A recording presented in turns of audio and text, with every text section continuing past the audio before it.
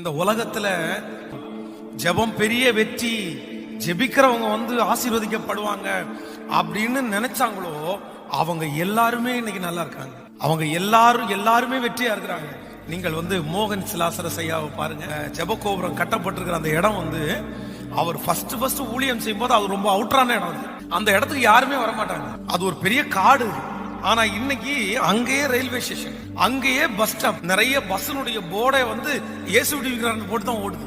என்ன அப்படின்னா அவர் ஒன்னே ஒண்ணு சொல்லுவாரு, ஜெபத்தினுடைய மேன்மை என்னன்னு தெரிஞ்சதுனால இன்னைக்கு உலகத்துல இருக்கிற ஆயிரக்கணக்கான பேரை அவர் அங்க வர சொல்லி அங்க சாப்பாடு கொடுத்து ஜெபிக்க மட்டும் சொல்றாரு. அவங்களுடைய ஊழியத்தினுடைய வெற்றியினுடைய ரகசியமே ஜெபம் தான். இன்னைக்கும் அதை ஃபாலோ பண்றாங்க.